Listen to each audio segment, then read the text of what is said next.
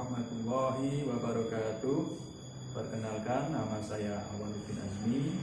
Saya adalah mahasiswa program pendidikan profesi guru, program studi pendidikan Pancasila dan Kewarganegaraan Universitas PGRI Adibuana Surabaya.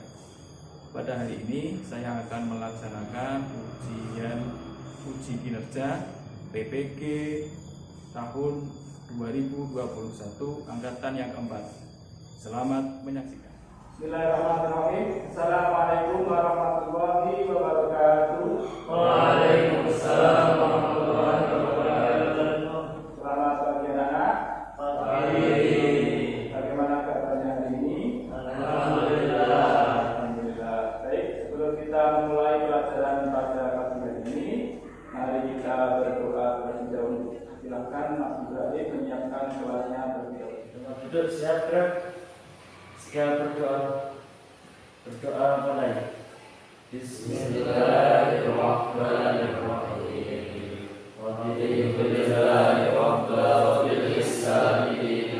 Muhammadin nabiyyan wa rasulan. Rabbi zidni ilma warzuqni fahma. Rabbi ishrah li sadri wa yassir li amri wahlul 'uqdatam min lisani yafqahu qawli. Semoga kita berdoa bersama kita mendapatkan berkah dari Allah Subhanahu wa taala. Baik, sebelum kita mulai saya absen dulu. Nasya, Hadir. Hasan, Hadir. Ibrahim, Hadir. Mu'ad, Hadir. Rian, Hadir. Zaki, semua ya. Alhamdulillah. Sebelum kita mulai pelajaran, mari kita bersama-sama menyanyikan lagu nasional, lagu Bagi Muli. Semuanya diharapkan untuk berdiri.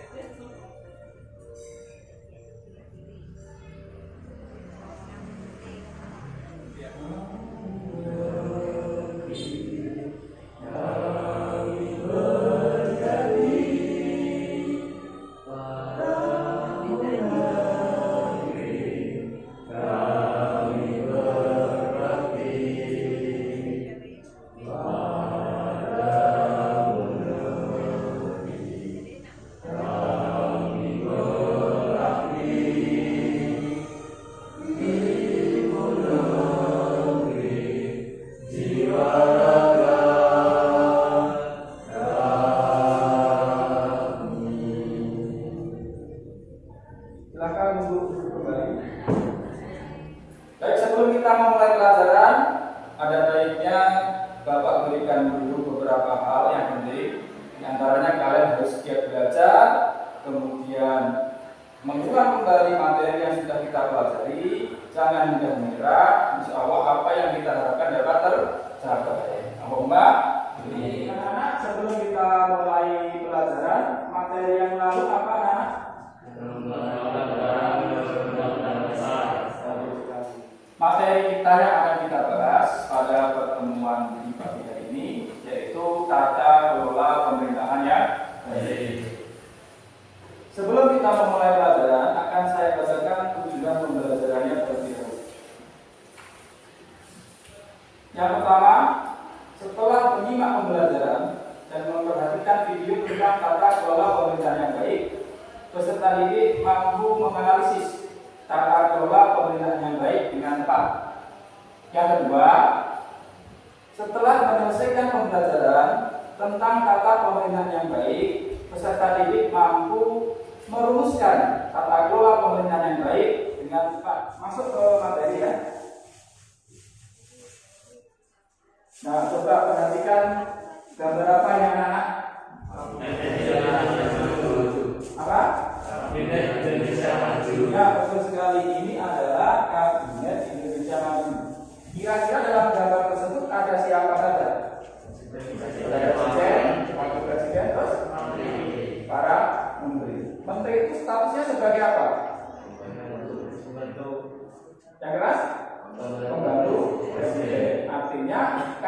menteri sebagai pembantu presiden, menteri diangkat dan diberhentikan oleh presiden. Bagus sekali. Selanjutnya kita akan menyaksikan video pembelajaran tentang tata kelola pemerintahan yang baik. Sudah siap anak-anak?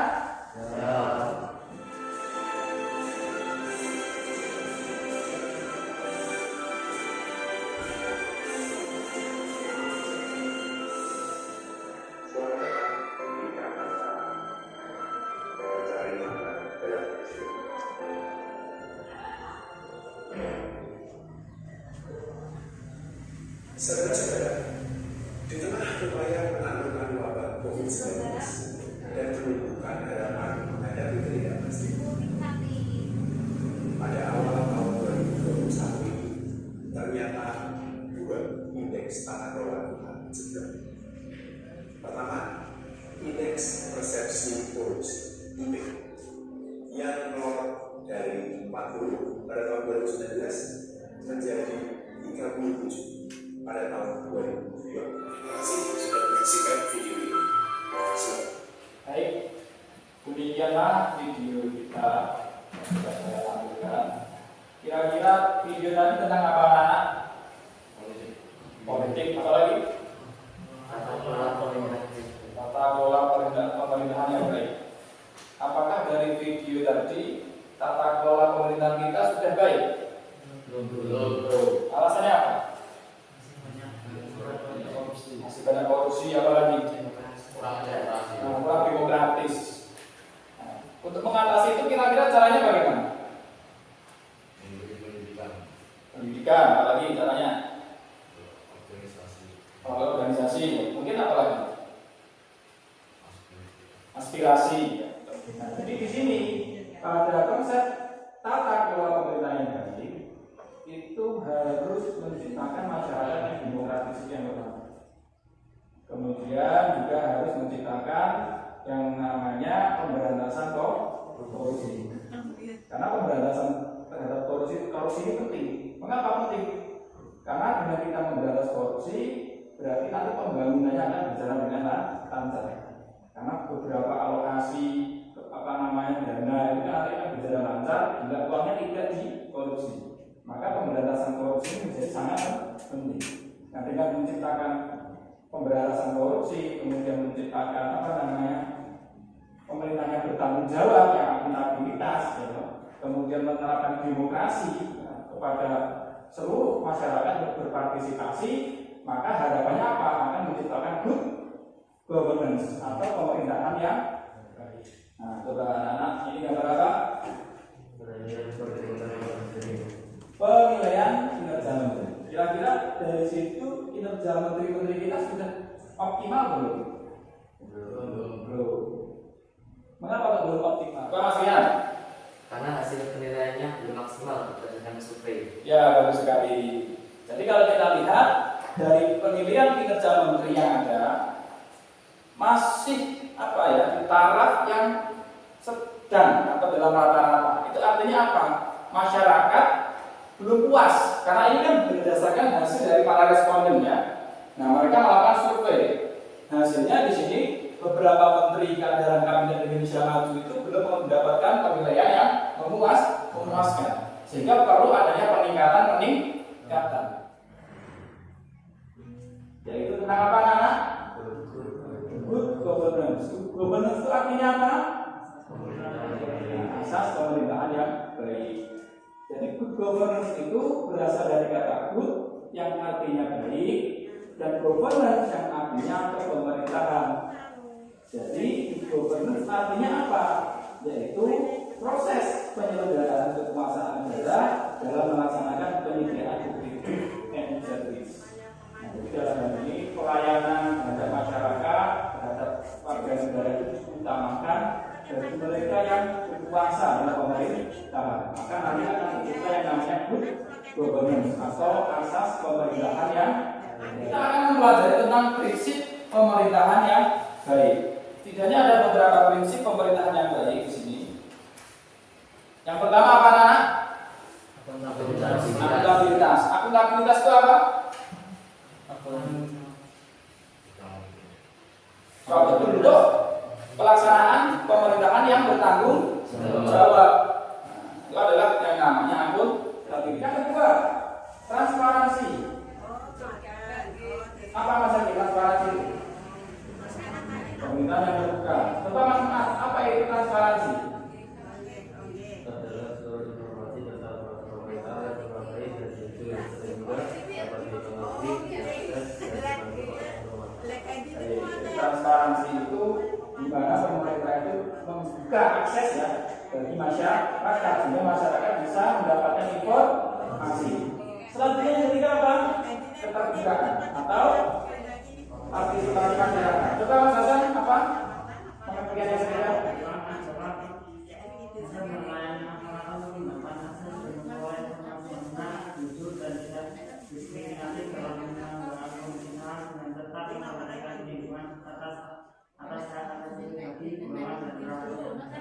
Bagus sekali Mas. Nah, jadi asas keterbukaan itu adalah di mana asas pemerintah itu membuka akses dan tidak ada tindakan yang diskriminatif terhadap pada negara. Sehingga apa? Masyarakat bisa memperoleh informasi, kemudian pemerintah juga memberikan kesempatan yang sebesar-besarnya kepada masyarakat. Yang keempat, efisiensi dan efektivitas. Ada yang bisa menjelaskan? Silakan Mas Ibrahim. Seluruh proses lembaga dan pemerintahan harus mampu menggunakan sumber daya yang ada seoptimal mungkin sehingga tercipta efektivitas dan efisiensi kerja. Luar biasa sekali. Jadi intinya di sini apa? Pemanfaatan, ya, baik itu sumber daya manusia maupun sarana dan prasarana, termasuk juga alokasi dana. Karena apa? Sesuai dengan rencana, dilakukan dengan seksama, bertanggung jawab, maka seluruh kegiatan yang akan dilakukan itu akan berjalan sesuai dengan rencana. Maka tercipta efisiensi dan pemerintahan yang efektif. Yang kelima, supremasi hukum. Siapa yang bisa menjadi supremasi hukum? Silakan atas dia. Supremasi hukum adalah upaya menegakkan dan menempatkan hukum pada posisi tertinggi dengan menempatkan hukum sesuai tempatnya. Hukum dapat melindungi seluruh warga masyarakat tanpa ada intervensi oleh dan dari pihak manapun, termasuk oleh penyelenggara negara sendiri. Duduk ini. Nah, jadi supremasi hukum itu menempatkan hukum pada tempatnya. Tujuannya apa? Untuk melindungi masyarakat. Dengan adanya hukum yang melindungi masyarakat, maka akan tercipta ketertiban, keamanan, keadilan dan sebagainya. Maka dalam hal ini supremasi hukum itu menempatkan hukum pada posisi yang tertinggi. Seperti Indonesia dan negara yang berdasarkan atas hukum. Jelas dalam pasal 1 ayat 3 misalnya, Indonesia adalah negara hukum. Nah, maka di sini hukum itu berdasarkan supremasi hukum di sini hukum itu pada posisi yang tinggi. Nah, selanjutnya kita akan membahas tentang asas umum pemerintahan yang baik. Coba dibaca apa saja di situ.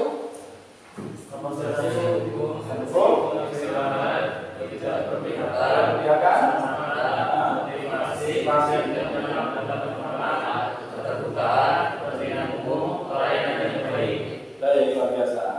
Coba jelaskan yang pertama dari asas umum pemerintahan yang baik, yaitu berkaitan dengan kepastian hukum. Coba siapa yang bisa mencari? Silakan Mas Hasan. Kepastian hukum secara normatif adalah ketika suatu peraturan perundang-undangan dibuat dan digunakan secara pasti karena mengatur secara jelas dan logis, maka tidak akan menimbulkan keraguan karena adanya multitafsir sehingga tidak berbenturan atau menimbulkan konflik norma. Baik, luar biasa sekali Mas Hasan. Jadi intinya dalam konsep kepastian hukum itu, hukum yang sudah ditetapkan itu pasti, tidak bertentangan dengan aturan atau norma-norma yang lain. Sehingga bila hukum itu ditetapkan, ditegakkan, maka jelas ya ada sanksinya, ada konsekuensi hukumnya. Itu namanya kepastian hukum. Ini maka kekuasaan negara dapat diatur, dibatasi bahkan dikontrol dengan sebaik-baiknya, sehingga penyalahgunaan kekuasaan oleh aparat penyelenggara negara ataupun pribadi-pribadi yang kebetulan sedang menduduki jabatan dalam lembaga-lembaga negara yang bersangkutan dapat dan juga ditanggulangi dengan sebaik-baiknya. Jadi makna dari apa? keseimbangan. Makna keseimbangan itu adalah mengontrol. Ada yang namanya check and balance. Mengontrol dan menyeimbangkan antar lembaga-lembaga negara ini supaya tidak saling intervensi. Artinya lembaga negara itu kan di dalam proses check and balance dalam asas trias politika itu kan kedudukannya sama, seimbang. Misalnya eksekutif, yudikatif, legislatif itu kedudukannya sama karena itu adalah undang-undang dasar. Kemarin kan kita sudah mempelajari ya tentang kelembagaan negara. Nah, di situ kan dijelaskan dalam asas trias politika itu ada yang namanya check and balance, saling mengontrol dan juga seimbang kedudukannya antara satu dengan yang lain. Karena ini sebuah sistem, maka sistem itu bergeraknya seperti sebuah apa ya, sepeda misalnya. Nah, di situ kan ada komponen-komponen. Nah, juga komponen-komponen sepeda itu apa saja? Sepeda, roda, sedel, pedal, stang, terus rem, rantai dan sebagainya. Nah, itu kan setiap komponen ini memiliki fungsinya masing-masing, saling melengkapi. Sebagai contoh, dalam menetapkan hakim, terutama hakim konstitusi, di situ 3 dipilih oleh siapa? Presiden. 3 lagi dipilih oleh siapa? DPR. 3 lagi dipilih oleh Mahkamah Agung. Nah, di sini kan ada peran. Setiap lembaga negara memiliki fungsi dan peranannya masing-masing. Ya, nah, mereka berkolaborasi. Nah, jadi seperti komponen-komponen yang saling melengkapi. Yang ketiga, ada yang tahu? Ya, Mas, silakan. Ketidakberpihakan adalah prinsip memegang keputusan berdasarkan bukti objektif yang diperoleh selama penilaian, bukan berdasarkan bias atau prasangka yang disebabkan oleh pengaruh kepentingan individu atau pihak terkait lainnya. Baik, terima kasih, bagus sekali. Jadi ini masih berhubungan dengan kepastian hukum ya. Jadi ketidakberpihakan. Artinya sesuatu yang menyangkut masalah hukum itu harus tidak boleh tebang pilih. Nah, kalau salah katakan salah, benar jangan disalahkan kan seperti itu. Nah, maka kalau dalam hal ini misalnya ada seseorang melakukan kesalahan atau kejahatan, maka hukum yang berbicara. Tidak boleh ada keberpihakan, tidak memandang status sosial, tidak memandang kedudukan, tidak memandang adat istiadat, suku, agama dan sebagainya. Karena di mata hukum semuanya sah. Yang keempat apa? Kecermatan. Apa itu kecermatan? Kemudian Kecermatan adalah asas yang mengandung arti bahwa suatu keputusan atau tindakan harus didasarkan pada informasi dan dokumen yang lengkap untuk mendukung legalitas penetapan dan atau pelaksanaan keputusan dan atau tindakan, sehingga keputusan dan atau tindakan yang bersangkutan dipersiapkan dengan cermat sebelum keputusan dan atau tindakan tersebut ditetapkan dan atau dilakukan. Bagus sekali. Jadi makna kecermatan itu, bila ada sebuah dokumen atau sebuah aturan yang dibuat oleh negara, itu harus dibuat secara cermat dengan penuh kehati-hatian. Supaya apa? Dalam mengambil kebijakan tidak menimbulkan kesalahan. Gitu. Nah, maka kecermatan ini penting karena dalam suatu kebijakan ini nanti berkaitan erat dengan dengan rakyat. Nah, karena itu nanti akan dilaksanakan oleh seluruh warga negara, termasuk juga pemerintah. Apa yang dimaksud dengan motivasi? Silakan yang bisa. Motivasi itu adalah dorongan yang muncul dari diri pemerintah untuk menciptakan konsep atau asas pemerintahan yang baik. Supaya apa? Mendorong masyarakat untuk lebih baik, lebih sejahtera. Dengan apa? Dengan membuat kebijakan yang memihak pada kepentingan rakyat. Nah, itu makna dari motivasi. Yang keenam apa? Tidak menyalahgunakan kewenangan. Maknanya apa? Ada yang tahu? Silakan Mas Ibrahim. Adalah asas yang mewajibkan setiap badan dan atau pejabat pemerintahan tidak menggunakan kewenangannya untuk kepentingan pribadi atau kepentingan yang lain, dan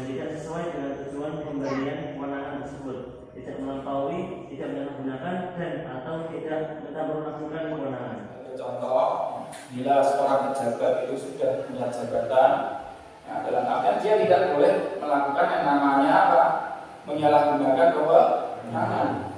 Karena dia diberikan amanah, diberikan jabatan itu, dia membawa segenap aspirasi rakyat, dia membawa kekuasaan untuk memimpin rakyat. Oleh karena itu, sebagai seorang pemimpin, sebagai seorang wakil rakyat, tidak boleh menyalahgunakan kewenangan.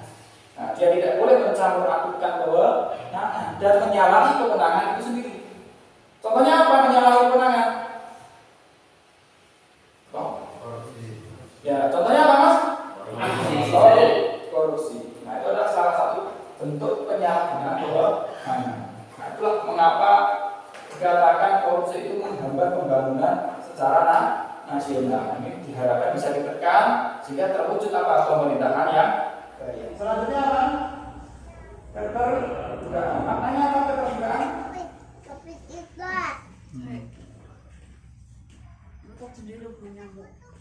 Ya, silakan Mas Asmian.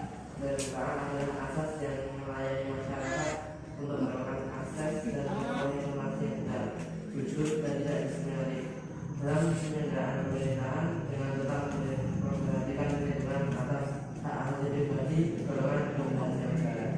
Baik, bagus sekali. Jadi asas keterbukaan itu ini pemerintah itu harus memberikan informasi yang jelas, memberikan kebijakan yang jelas, cara menyusunnya atau prosesnya jelas. Dan masyarakat mengetahui. Nah, bisa dari itu dalam pengelolaan anggaran itu juga harus secara jelas. Supaya apa? Transparansi dalam hal ini akan terwujud, keterbukaan itu akan terwujud, sehingga asas pemerintahan yang baik yang diharapkan dapat tercapai dengan baik. Kedelapan, kepentingan umum. Maknanya apa kepentingan umum itu? Asas kepentingan umum adalah asas yang mendahulukan kesejahteraan dan kemanfaatan umum dengan cara yang aspiratif, akomodatif, selektif, dan tidak diskriminatif. Baik, bagus sekali. Jadi maknanya kepentingan umum itu adalah mementingkan kepentingan bersama. Ya kan? Kepentingan utama itu adalah kepentingan warga negara, kepentingan negara. Tidak boleh mengedepankan kepentingan apa? Individu atau kepentingan golongan. Nah, maka tidak boleh yang namanya kepentingan itu hanya untuk kelompok tertentu. Tetapi kalau kepentingan ini harus ditujukan pada kepentingan bangsa dan negara. Selanjutnya pelayanan yang baik. Seperti apa pelayanan yang baik itu? Pelayanan yang baik itu seperti apa? Nah, memberikan fasilitas umum di masyarakat. Contoh lagi? Memberikan pelayanan yang ramah. Contoh lagi silakan. Contoh pelayanan yang baik.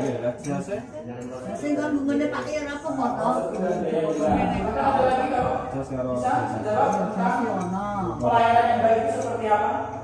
Sesuai dengan standar pelayanan. Nah, sesuai dengan standar pelayanan. Artinya apa? Setiap lembaga, baik pemerintah maupun non pemerintah, untuk mensejahterakan warga negaranya harus berupaya memberikan pelayanan yang baik atau good service tadi. Kenapa? Karena warga negara itu punya hak dan mereka sebagai lembaga-lembaga yang bekerja di dalam pemerintahan, kewajiban mereka adalah memberikan pelayanan yang paling maksimal, yang paling optimal kepada seluruh warga negara. Anak-anak, alhamdulillah. Kita lanjutkan. Baik. Selanjutnya kita akan membahas tentang peran masyarakat untuk mewujudkan pemerintahan yang baik. Yang pertama apa? Kritik yang membangun. Yang kedua apa? Menghormati kebijakan negara. Yang ketiga menyalurkan aspirasi secara benar dan tepat. Yang keempat tunduk dan patuh terhadap peraturan. Sekarang pengertian yang pertama, coba Mas Adi. Kritik yang membangun. Yang warga negara memiliki hak untuk memberikan kritik terhadap kebijakan yang dihasilkan oleh lembaga-lembaga negara. Hal tersebut menunjukkan sikap kritis warga negara. sikap kritis dalam berpikir ini penting untuk dikembangkan karena akan membentuk keseimbangan menghargai masalah. Apabila sebelumnya hanya menjadi penonton, pengkritik atau menyalahkan orang lain, sekarang menjadi orang yang mampu memberi kritik sekaligus jalan keluar. Dengan demikian, tiap warga negara dapat melakukan kritik yang bersifat membangun kepada lembaga-lembaga negara sesuai prosedur dan aturan yang berlaku. Bagus sekali Mas Egi. Nah, jadi sekarang pertanyaannya, boleh tidak kita mengkritik pemerintah apabila pemerintah melakukan kesalahan? Boleh. Asalkan kritik itu adalah kritik yang membangun. Bukan hujatan, bukan cacian seperti itu. Tapi kita memberikan kritik atau saran yang sifatnya membangun. Supaya apa? Supaya pemerintah itu nantinya terlecut motivasinya ya untuk meningkatkan kualitas pelayanan sehingga tercipta pemerintahan yang baik dengan adanya kritik yang membangun. Silakan Mas Hasan. Indonesia memiliki wilayah yang luas dan sifat penduduk yang besar. Kondisi ini dapat memunculkan permasalahan kehidupan yang kompleks. Oleh karena itu, dalam penyelenggaraan kehidupan bernegara sangat penting bagi warga negara untuk mampu menghargai dan menghormati kebijakan yang diambil oleh para penyelenggara negara. Menghormati kebijakan negara harus dilakukan dengan adat yang baik.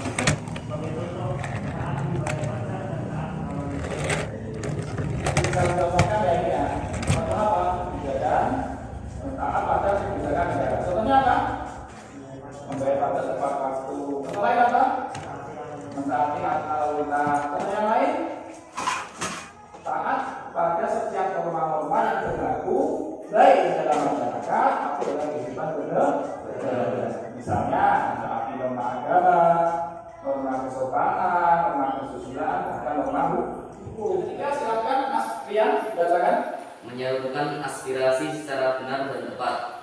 Lembaga-lembaga negara memiliki peran besar bagi penyelenggaraan pemerintahan, khususnya berkaitan dengan kepentingan rakyat. Kepentingan tersebut dapat diwujudkan dengan cara menyampaikan aspirasi kepada pemerintah. Oleh karena itu, kita sebagai warga negara Indonesia hendaknya memanfaatkan hak sebagai warga negara untuk menyalurkan aspirasi secara benar dan tepat, agar lembaga-lembaga negara yang ada saat ini mampu berperan secara maksimal. Nah, di situ ada hak politik ya, yaitu menyatakan pendapat, menyampaikan aspirasi. Nah, aspirasi itu disampaikan kepada siapa? Mereka para wakil rakyat, mereka para pejabat atau pemimpin di negara ini. Nah, kita kan adalah rakyat, pemegang kedaulatan. Nah, karena negara kan berdasarkan kedaulatan rakyat. Maka boleh tidak kita menyalurkan pendapat atau aspirasi kita kepada para pejabat negara? Boleh, karena itu hak kita, hak politik, dan itu harus dihargai.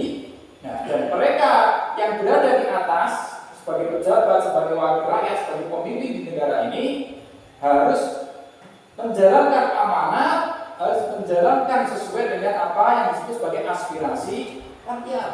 Karena aspirasi rakyat itu berkaitan dengan kepentingan rakyat seluruh Indonesia. Jika penduduk yang selalu memberikan peraturan negara salah diberikan kedaulatan menghormati produk-produk hukum atau perundang-undangan yang dihasilkan oleh penyelenggara dalam lembaga negara Indonesia. Jika penduduk berpatah dari peraturan negara tersebut menunjukkan sikap mau menerima dan memberi umpan balik. Bagus sekali. Apapun produk hukum yang sudah ditetapkan oleh pemerintah, baik di tingkat pusat maupun di tingkat daerah, kita wajib untuk apa? Mentaati, mematuhi, dan tunduk pada aturan tersebut. Nah, seperti misalnya pemerintah bersama dengan DPR menetapkan undang-undang. Nah, kan Presiden di sini mengusulkan rancangan undang-undang, kemudian DPR mengesahkan undang-undang. Artinya undang-undang yang sudah berlaku tadi, yang sudah disahkan tadi, wajib kita taati atau tidak? Wajib. Nah, karena konsep kita sebagai warga negara yang baik harus mentaati segala peraturan undang-undang atau hukum yang berlaku. Bisa dipahami anak-anak? Bisa. Alhamdulillah. Anak-anak. kita lanjutkan. Jadi ini sudah dibentuk kelompok ya. Ada kelompok 1, kelompok 2, dan kelompok 3. Dan itu sudah saya bagikan LKPP, lembar kerja peserta nanti. Nah, nanti tugas kalian adalah menganalisis LKPP yang sudah saya bagikan. Nah, sekarang silakan saya berikan waktu 15 menit untuk berkuis.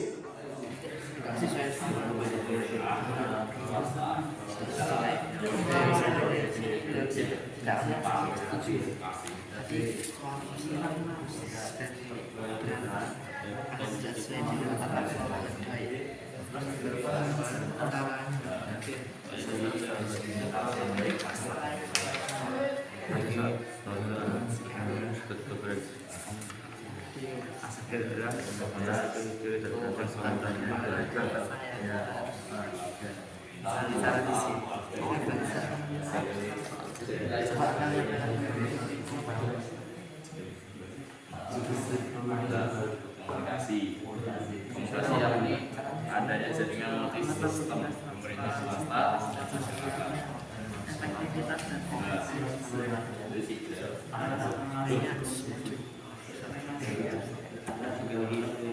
Sekarang sudah selesai untuk mengerjakan. Silakan artikelnya dibaca dulu, nanti kita analisis bersama-sama ya. Silakan Mas dibacakan. Apakah resmi tetapkan untuk semangat pada dasar Jakarta tentang Komisi Pemberantasan Korupsi atau KPK menetapkan mantan Menteri Sosial itu Marham. Di sini ada pertanyaan. Nah, sekarang kita jawab ya dari kelompok 1 dulu. Analisislah apakah KPK sudah menjadi lembaga yang mengamalkan tata kelola pemerintahan yang baik. Silakan kelompok 1 dijawab. Sudah. Alasannya apa, Mas? sudah berhasil menangkap salah satu koruptor. Ya, dianggap sudah sesuai karena sudah berhasil menangkap salah satu orang yang melakukan waktu. Apakah KPK sudah mengamalkan tata kelola pemerintahan yang baik? Sudah. Baik. Selanjutnya dibahas untuk yang kedua. Menurut Anda, apakah Idrus Irham sudah mencerminkan sebagai pemimpin yang menerapkan tata kelola pemerintahan yang baik? Kelompok 2 atau kelompok 3? Belum. Alasannya apa? Karena Idrus malah melakukan kejahatan yang melanggar hukum, yaitu korupsi.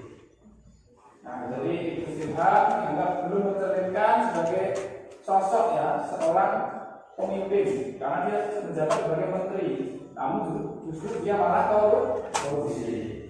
Nah, maka dalam hal ini Idrus Irham belum mencerminkan sebagai seorang pemimpin yang menerapkan tata kelola pemerintahan yang baik.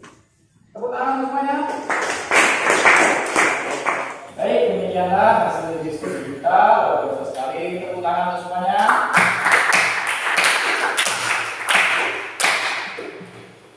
Nah, jadi berdasarkan hasil diskusi tadi sudah saya evaluasi. Di sini kelompok 1 mendapatkan nilai 85. Tepuk tangan. Kelompok 2 mendapatkan nilai 90. Tepuk tangan. Kelompok 3 mendapatkan nilai 95. Tepuk tangan.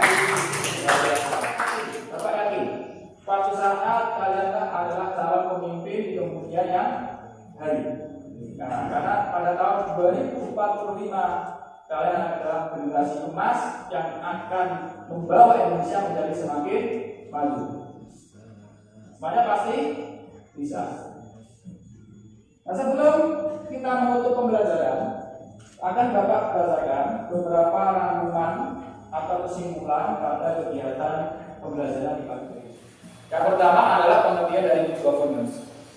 Good governance adalah tata kelola pemerintahan yang baik dan suatu penyelenggara manajemen pembangunan yang solid dan bertanggung jawab yang sejalan dengan prinsip demokrasi dan pasar yang efisien, penghindaran salah alokasi dana investasi dan pencegahan korupsi. Selanjutnya, prinsip tata kelola pemerintahan yang baik antaranya adalah ada partisipasi, selanjutnya ada penegakan hukum, ada keterbukaan, responsif, konsensus, Ada kesetaraan, efektivitas dan efisiensi, akuntabilitas dan visi yang sedang pembelajaran. Silakan Mas Ibrahim memimpin teman-temannya untuk berdoa dan berdoa.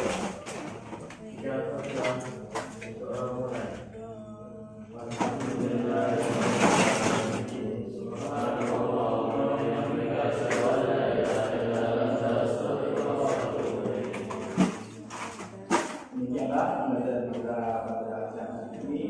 Kurang lebihnya Bapak mohon maaf. Semoga apa yang saya sampaikan bermanfaat. Kita akhiri dengan Assalamualaikum warahmatullahi wabarakatuh.